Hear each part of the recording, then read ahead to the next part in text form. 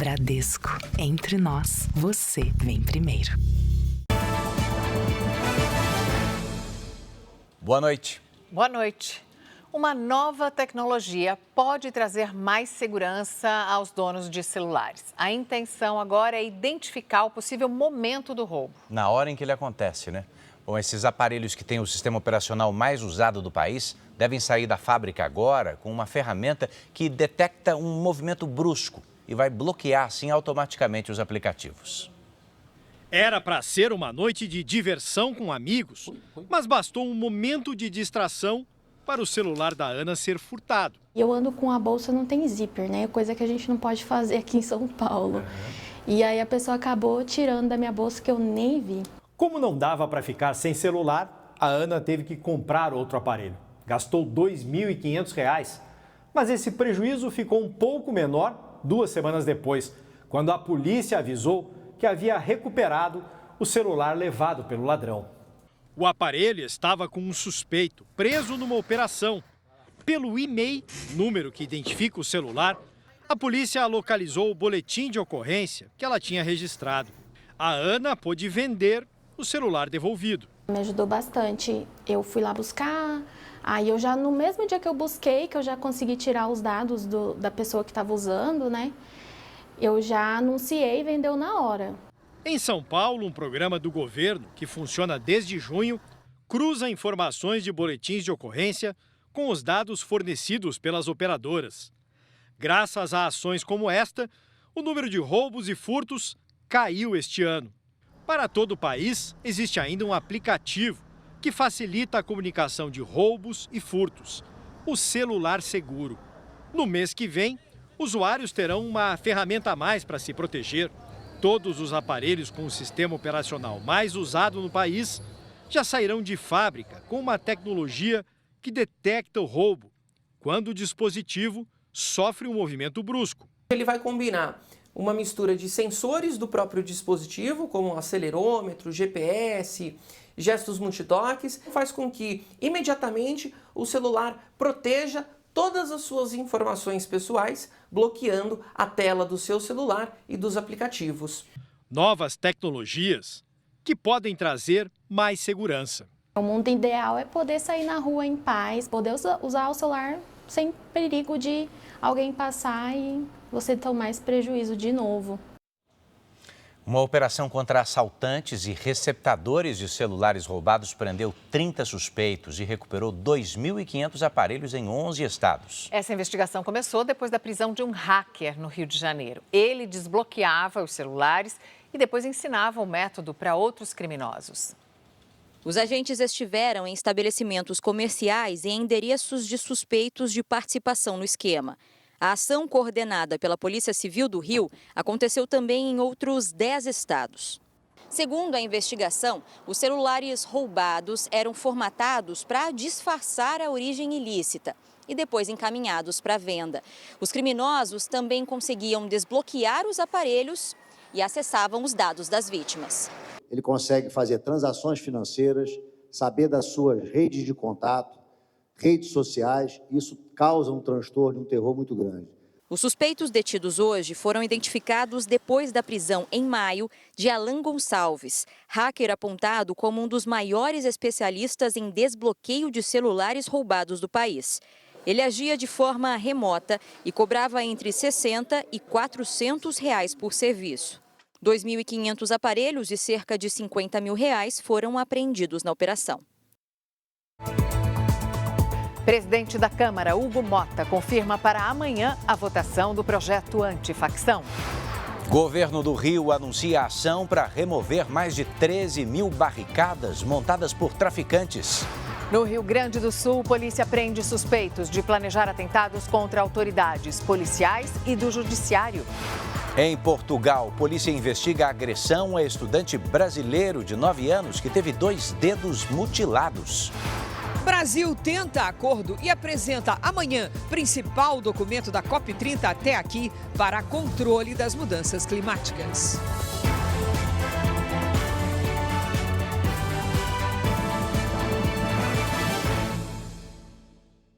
Oferecimento: Bradesco, fuja de cilada financeira.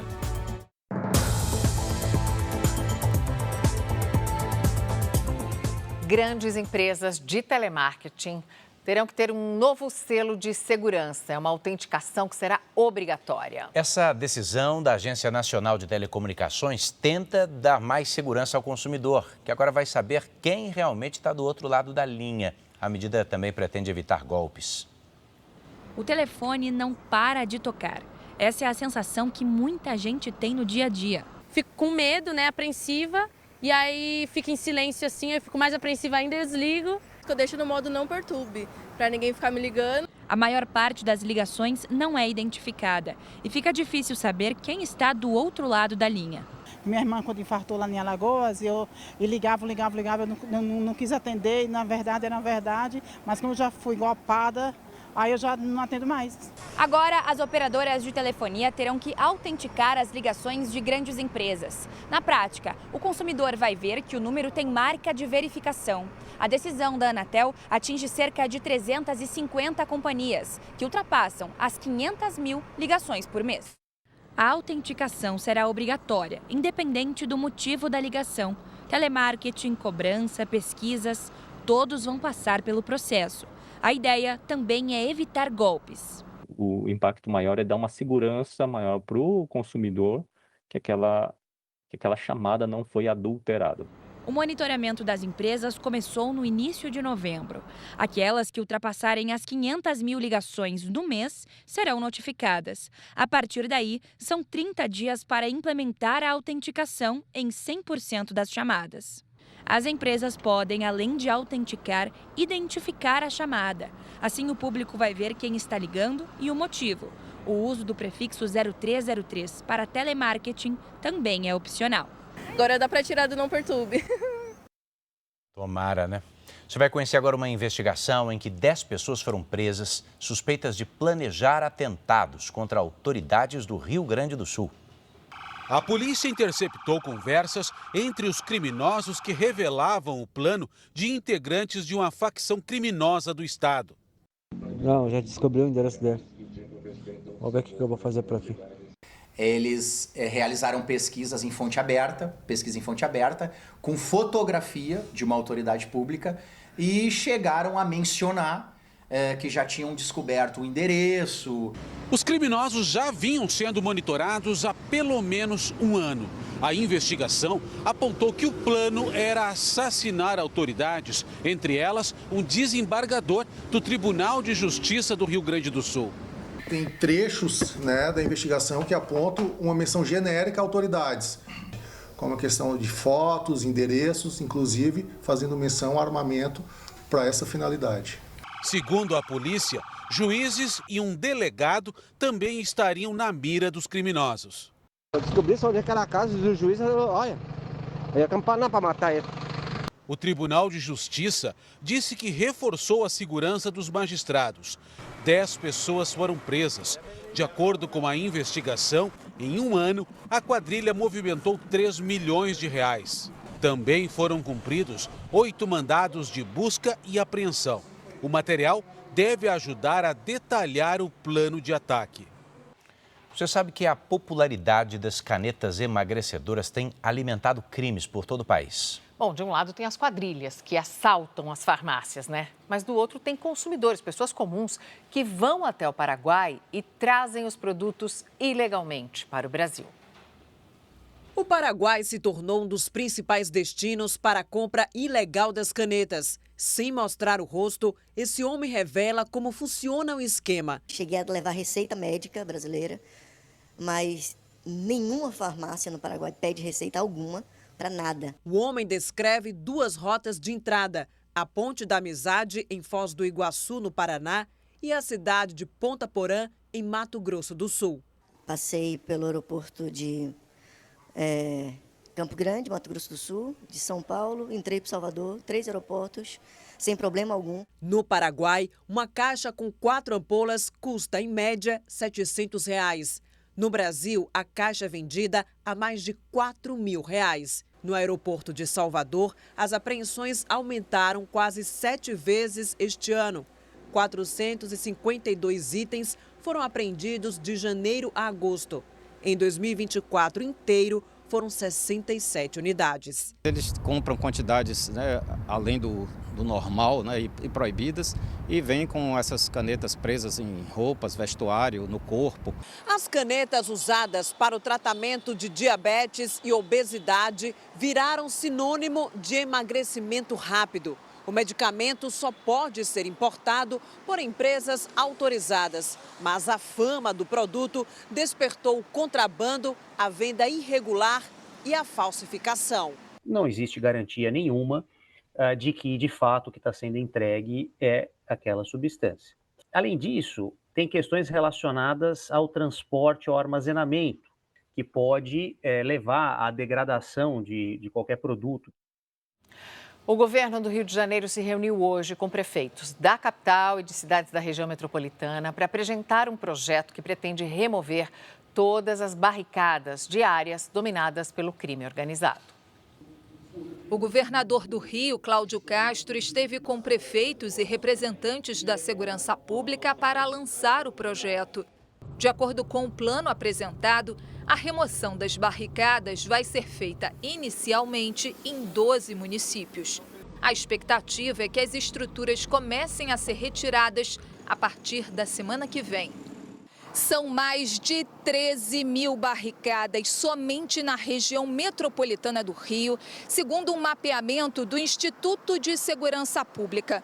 O governo estadual vai oferecer uma gratificação aos batalhões da Polícia Militar para que retirem e evitem que os obstáculos sejam recolocados. O nosso objetivo é romper realmente essas barreiras, reabrir vias, restabelecer serviços públicos, mas, sobretudo, restabelecer o direito de ir e vir das populações. Somente este ano foram removidas mais de 4,5 toneladas de barricadas em cerca de 4 mil pontos no estado. Trilhos de trem, tonéis com cimento, caçambas de lixo e troncos de árvores são usados pelo crime organizado para impedir a entrada da polícia em operações. Para combater essa prática criminosa, o estado adquiriu os chamados kit demolição, com ferramentas, retroescavadeiras e caminhões. O Disque Denúncia também vai criar um canal exclusivo para receber informações de moradores sobre ruas fechadas. O presidente americano Donald Trump afirmou que está aberto para conversar com o presidente da Venezuela, Nicolás Maduro, e que também concordaria com ataques contra o tráfico de drogas no México.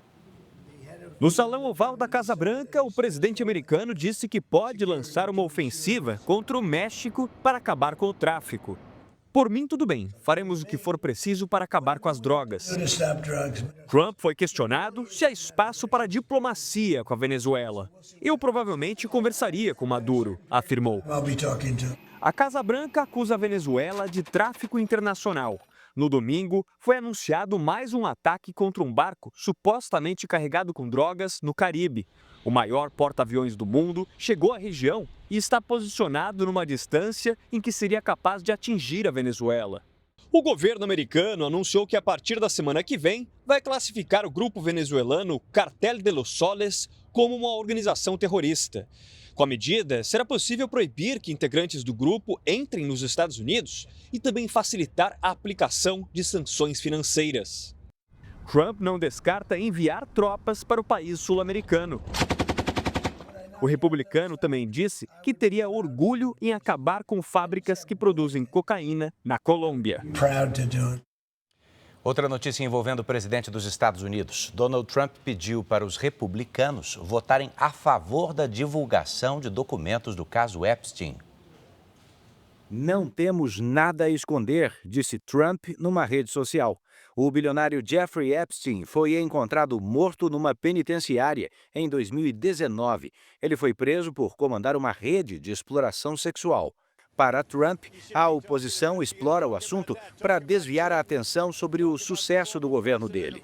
Ele disse focar no que realmente importa, a economia e o combate à imigração ilegal no país. O tempo deve continuar instável até o meio desta semana. Hora de falar com a Lidiane Sayuri e saber quais são os destaques da previsão. Lid, boa noite. Oi, Mariana. Olha, vamos ter 2 períodos de instabilidades no Brasil. Agora, uma frente fria avança pelo sul e sudeste, já provoca chuvas. E a partir de quarta, a frente fria avança e intensifica as precipitações no nordeste, principalmente na Bahia. Boa noite a você. Edu, boa noite. E uma boa noite para você que está com a gente. Amanhã chove forte da metade leste de Santa Catarina até o sul de Minas Gerais e no Rio de Janeiro. Os temporais devem ser mais intensos no leste do Paraná e no sul de São Paulo. Em Curitiba, temporais de madrugada até a tarde. Máxima de 20 e mínima de 14. Em São Paulo, risco de chuva forte e rajadas de vento, principalmente à tarde. Máxima de 28. Em Salvador, pancadas de chuva pela manhã, faz até 31. Hoje, os maiores volumes foram registrados no Paraná e em Minas Gerais. As imagens de satélite mostram uma faixa de nuvens carregadas, passando pelo sul, sudeste e centro-oeste. Amanhã, o calor e a umidade provocam pancadas de chuva com raios no Amazonas, Mato Grosso e no Acre. O ar seco e quente deixa a umidade em níveis críticos no interior do Nordeste. Em Porto Alegre, faz até 26 graus. Em Vitória, 32. 34 em Brasília. Em Rio Branco, 28 e até 30 no Recife. Tempo delivery. A Neuza é de Camboriú, Santa Catarina. Boa noite, Neuza. Terça nublada com chuva forte pela manhã. À tarde faz 20 graus.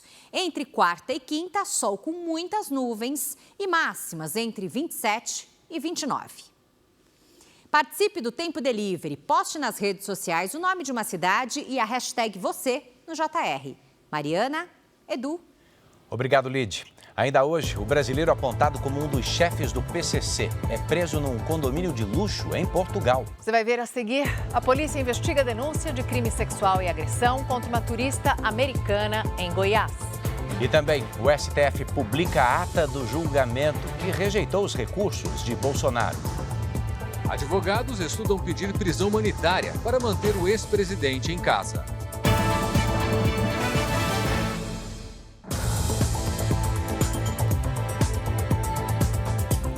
Em Portugal, a polícia prendeu um casal de brasileiros ligados ao PCC. Eles estavam num condomínio de luxo do país. O homem usava o setor de combustíveis para lavar dinheiro do tráfico de drogas.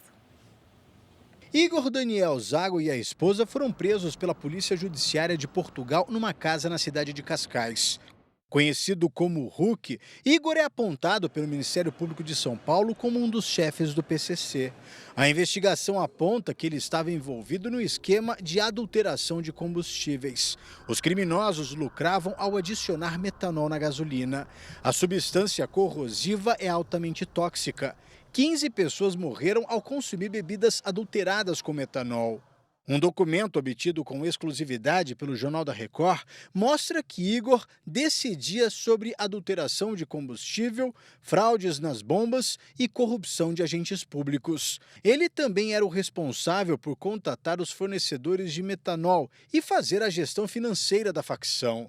Numa das mensagens, Igor fala sobre a expansão dos postos do PCC em 2023. Estamos com 36, né?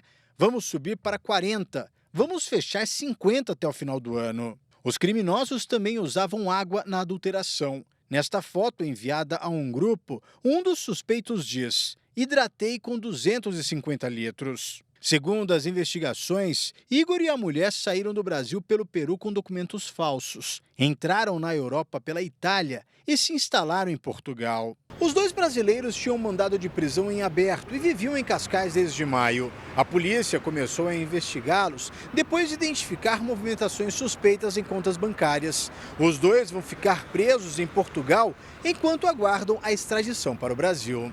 O casal chegou a ser preso em 2021 numa operação de combate ao narcotráfico em Guarujá, litoral paulista. Carros de luxo, helicóptero e uma moto aquática foram apreendidos na época. Essas prisões de líderes que estão foragidos são de suma importância até para mostrar que o Estado tem o controle de buscar esse indivíduo onde quer que ele esteja. Em Goiás, a Delegacia de Atendimento à Mulher investiga uma denúncia de crime sexual e agressão contra uma turista americana de 71 anos em um hotel. Imagens do circuito de segurança mostram a mulher chegando ao hotel no centro de Goiânia por volta das 7h40 da manhã deste sábado. Repare que ela anda com dificuldade. Logo em seguida, um taxista desce com as malas. A idosa passou a noite em outro hotel da cidade e trocou de estabelecimento pela manhã. Ela tem 71 anos e é da Califórnia, nos Estados Unidos. A mulher teria vindo ao Brasil para fazer um tratamento de saúde. Depois de fazer check-in no hotel, funcionários notaram que a idosa estava machucada e pediram ajuda. Ela voltou para o hotel em uma situação alcoolizada, segundo relato de testemunhas, e sob o efeito de alguma substância. No momento tinha um tradutor nesse hotel que fez a tradução da situação que ela tinha sofrido alguma violência no dia anterior. A mulher foi levada para esta unidade de pronto atendimento. O laudo apontou que ela teve vários hematomas pelo corpo e sinais de violência sexual. No hospital, recebeu medicação para doenças sexualmente transmissíveis e passou por cirurgia. Em nota, a Delegacia da Mulher disse que investiga o caso, que está sob sigilo. Nenhum suspeito foi identificado.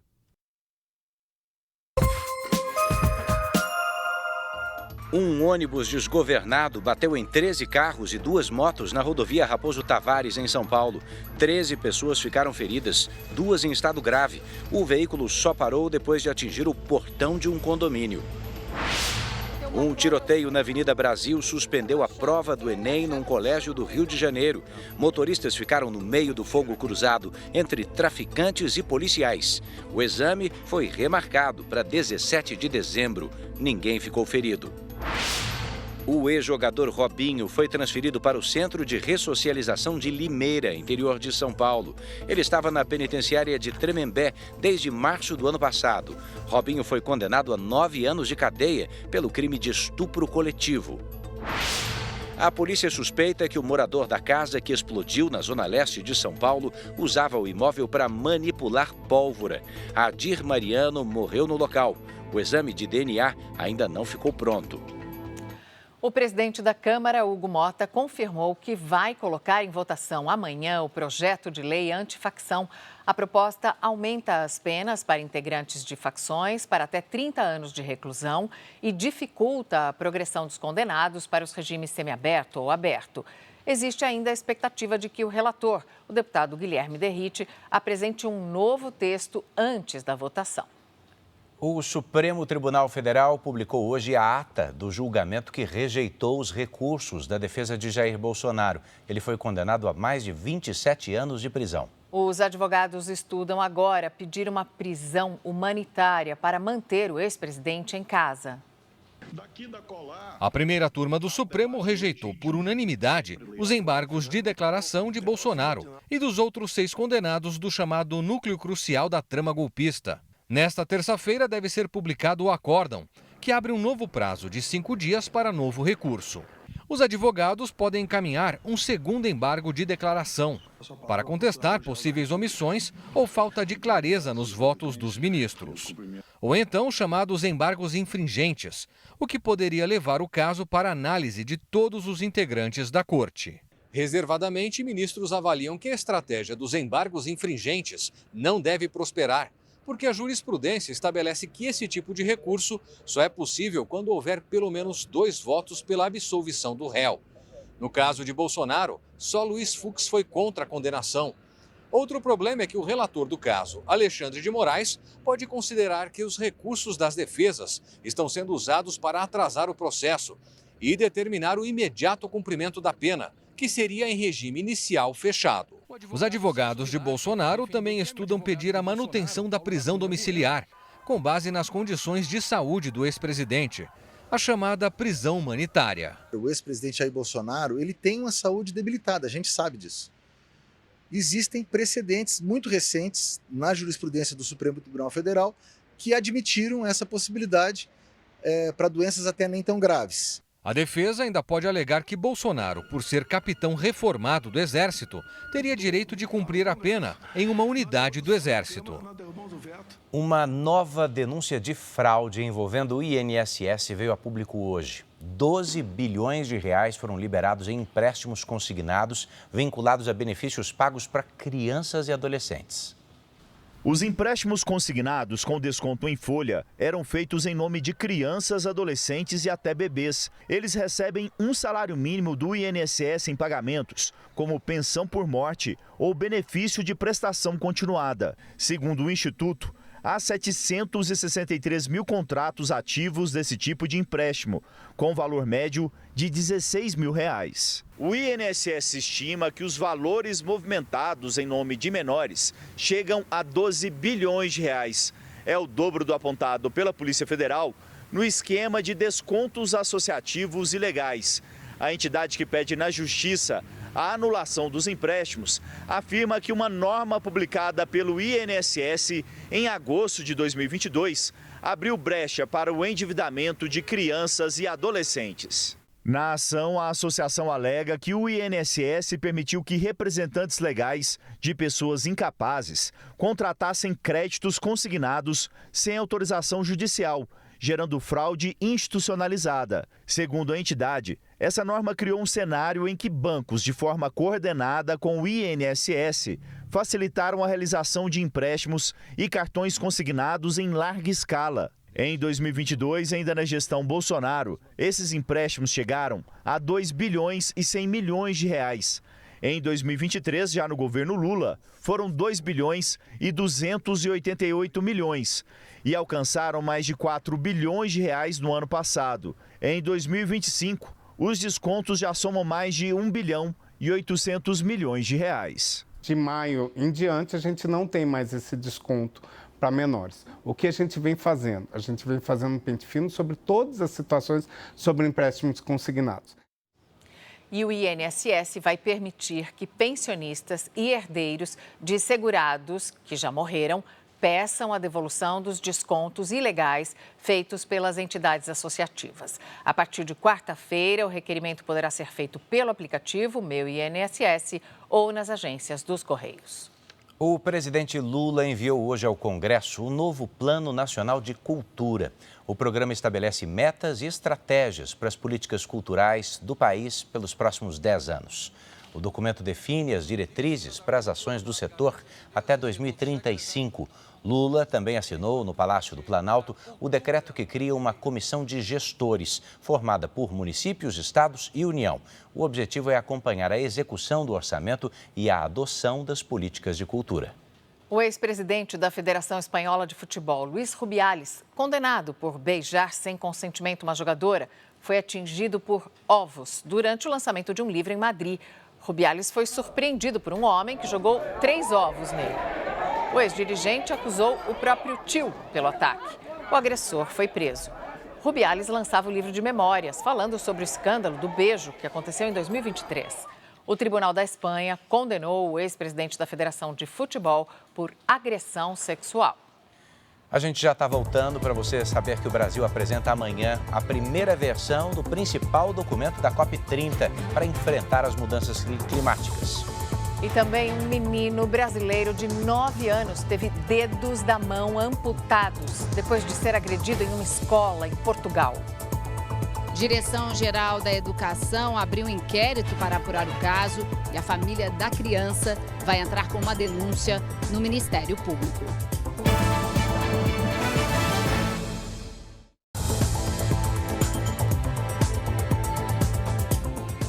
O Conselho de Segurança da ONU aprovou agora há pouco o plano de paz apresentado pelo presidente americano Donald Trump para a faixa de Gaza.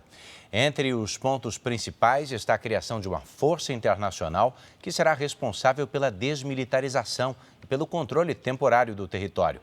Ainda não foram definidos quais países vão participar dessa ação. A ex-primeira-ministra de Bangladesh foi condenada a pena de morte por ordenar uma repressão violenta contra manifestações estudantis.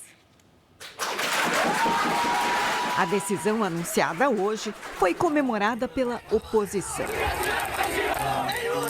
Sheikh Hasina foi condenada à prisão perpétua por crimes contra a humanidade e à pena de morte pelo assassinato de manifestantes.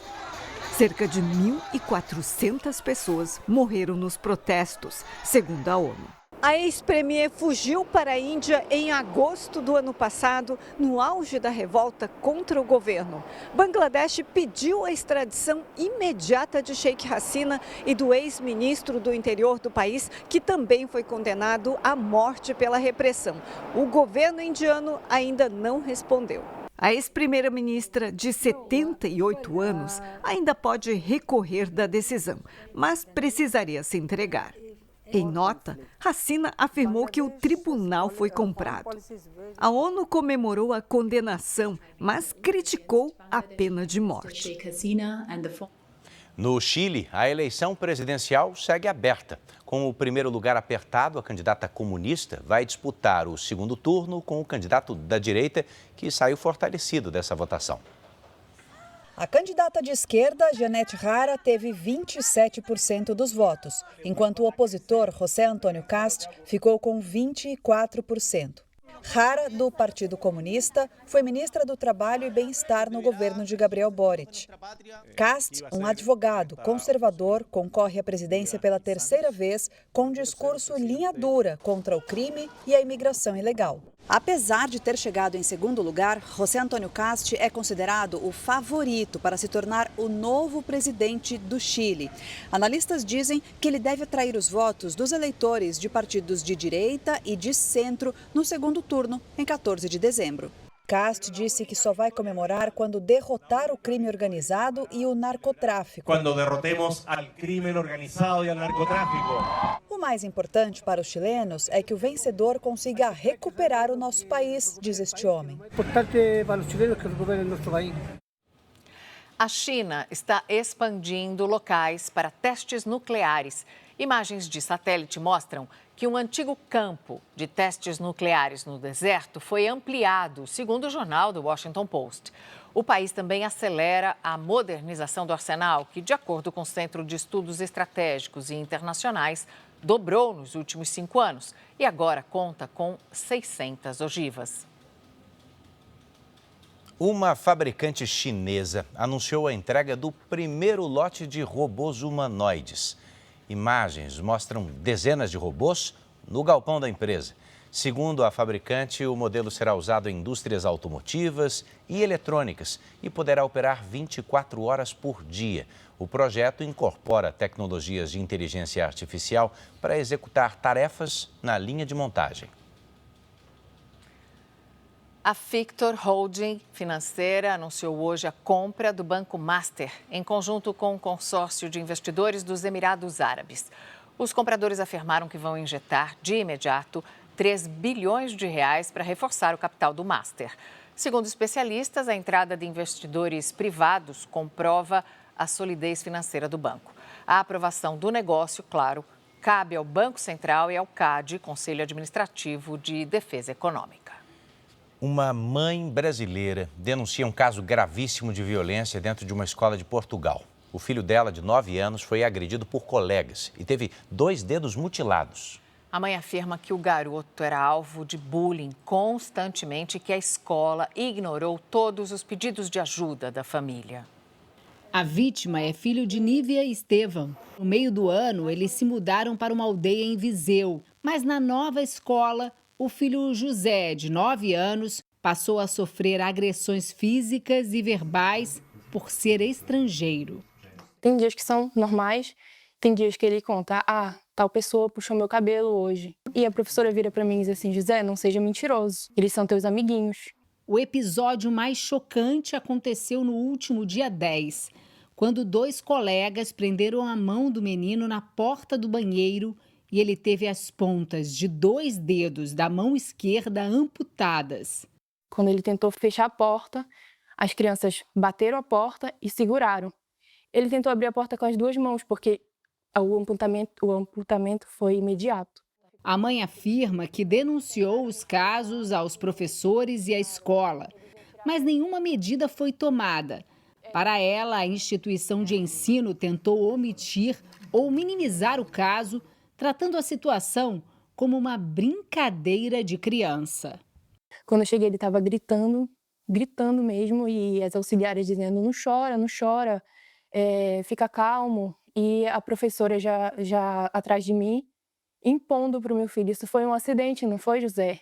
Segundo ela, a Polícia de Segurança Pública também não quis registrar a queixa. Se a escola disse que foi um acidente, que foi uma brincadeira, foi uma brincadeira. Em nota, a direção do agrupamento de escolas da região informou que tem conhecimento do que chamou de acidente e que averigua os fatos.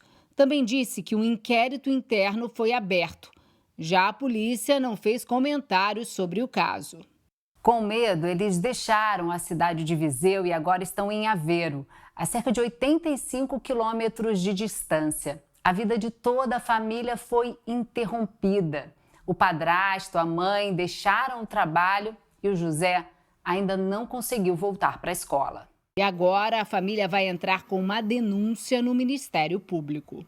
Eu quero muito que as pessoas sejam responsabilizadas por isso, para ter justiça pelo meu filho, para não acontecer com outra criança também.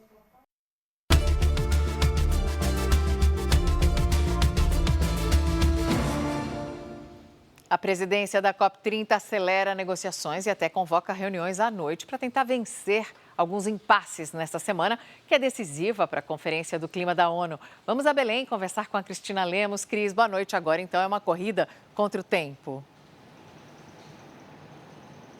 Boa noite, Mariana, para você e para Edu e para todos que estão conosco. Isso mesmo, a COP conseguiu reunir 160 ministros de meio ambiente e autoridades de alto nível de países pelo mundo afora. O Brasil apresenta amanhã o primeiro documento realmente importante dessa COP. Trata-se de um rascunho que tenta impulsionar as discussões, as negociações em torno dos temas mais sensíveis. A Tainá Farfan acompanhou as discussões de alto nível e traz os resultados. Os principais negociadores correm contra o tempo. Cerca de 160 ministros e representantes de alto escalão dos governos sentam às mesas de reuniões para definir o compromisso dos países com o futuro. O vice-presidente Geraldo Alckmin disse que o tempo das promessas já passou e cobrou um desfecho das negociações. Cada fração de grau adicional no aquecimento global representa vidas em risco. Por isso, esta COP deve marcar o início de uma década de aceleração e entrega. O Brasil conseguiu nesta segunda-feira um avanço importante. O apoio dos países para costurar um texto com os pontos mais polêmicos. A grande questão é garantir a aprovação de todos ao rascunho que foi preparado. O Brasil vai apresentar uma primeira proposta já nesta terça-feira, com temas como as metas climáticas e o financiamento de países ricos para países em desenvolvimento, previsto no Acordo de Paris. O número de metas climáticas entregues pelos países subiu para 118. Neste início de semana na COP, Geraldo Alckmin também se reuniu com o ministro do Meio Ambiente alemão e lançou o Recircula Brasil, uma plataforma para rastrear os resíduos plásticos no país. Já o presidente Lula vai voltar a Belém nesta quarta-feira para ajudar nas negociações. Nos bastidores, o retorno é visto como essencial para resolver impasses em temas como financiamento, adaptação e transição energética. Para superar impasses, vai ser preciso convencer blocos de países, como, por exemplo, árabes e africanos. Mas o Brasil tem uma carta na manga. Trata-se de uma decisão para ser usada. Em último caso, chama-se decisão de capa e é normalmente assinada pelo presidente da COP. Ela não precisa ser votada e sinaliza para avanços para as próximas COPs. Fábio Menegatti traz as informações. Os discursos da reunião de abertura com autoridades de todo o mundo foram marcados por pedidos de urgência. O chefe das Nações Unidas para o Clima disse que o mundo não pode perder tempo com atrasos nas metas climáticas e afirmou que é hora dos países se unirem para fazer esse trabalho. Come together and get the job done. Até agora, a Noruega anunciou a maior doação para o Fundo Florestas Tropicais para Sempre.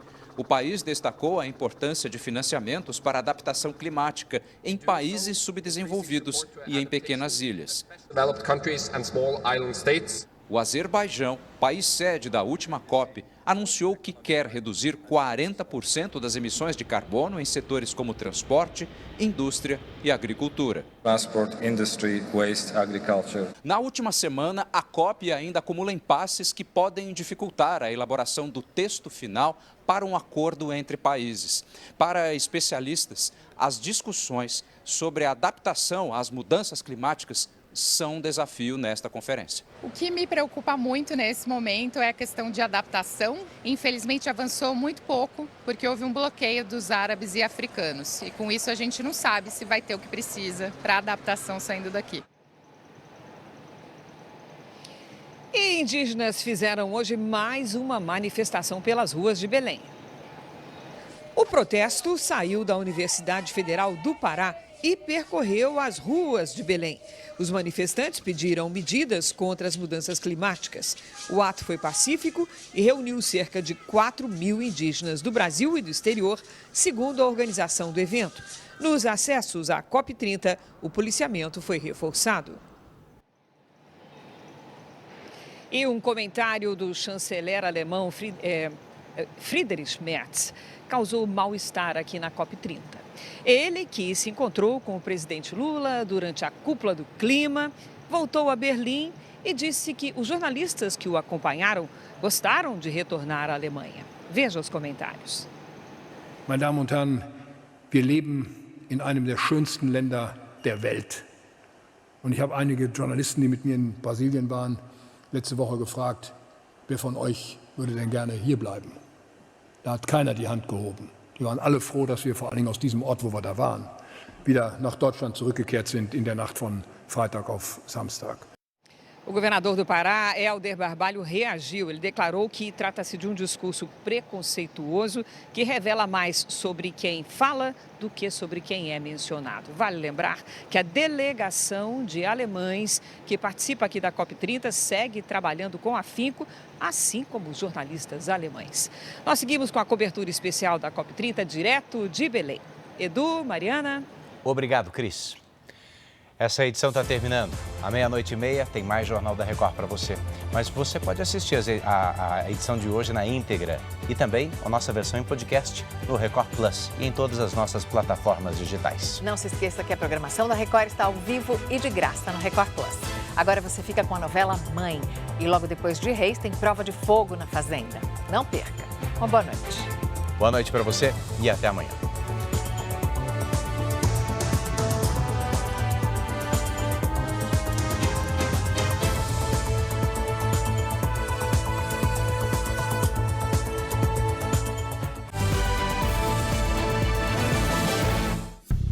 Bradesco, entre nós, você vem primeiro.